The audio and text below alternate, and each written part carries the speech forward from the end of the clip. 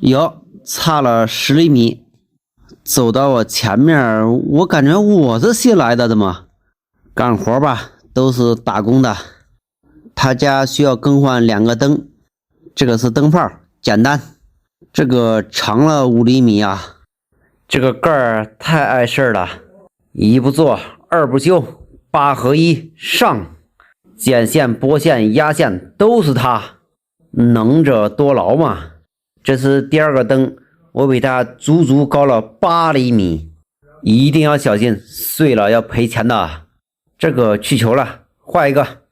行了，小妹子，1年都脏了。OK， 我的8合1不要忘了。走，下一个活，自动洗衣机更换排水管。这东西简单，放倒。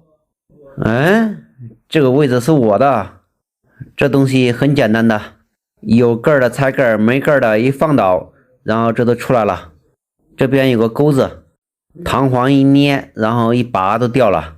咦，这水被流到电机里面了，应该没啥事儿，给它换上试试。这个卡簧记得套上啊。来试试，开机为什么不启动？这老太太有2把刷子，这不启动了吗？签字好评，这算是证据。这地方一般人可来不了。来拍个照，这高压值班500块钱可不是白给的。左右左右左右，完成。进线柜电流怎么摁着没反应啊？去球。这一家这个大洞是个排风洞，这是他买的排风扇，要给它固定一下。螺丝刀顶玻璃胶，理所当然。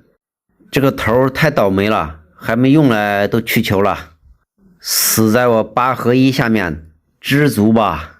新家伙，8皮抽筋的，玻璃胶固定它是可以的，当然结构胶更好哈，我没有。这个头带电呐，关闸停电，谁不想多活几年呢？先剪再拨，没有插板太麻烦了。他能给我10块钱，我就给他打俩眼，装个插板。现在不行了，连瓶水都混不着了。这个风扇可以这样，它都转圈了，它自动转圈哈。你把这盖盖上去，它都停了。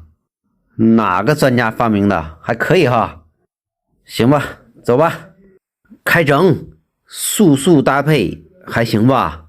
减肥餐，这个8合1怎么样？你看谁用了哈？你如果是天天用尖嘴钳，天天用老虎钳，天天拨线，天天剪线，天天用这个小洞，你不如买那种专业的用哈。你如果说是10天，没说1天就用1次，不需要带这8个工具，就带这1个都可以了哈。你要说正常干那种拨线的活的话，你不如买个拨线钳。天天剪线的话，你不如买个专用的剪线钳，尖嘴钳呐，老虎钳呐。你说1天就用1次，这个是非常好的哈，挺好用的。橱窗里面有哈，进口的贵一点哈。好，下期见。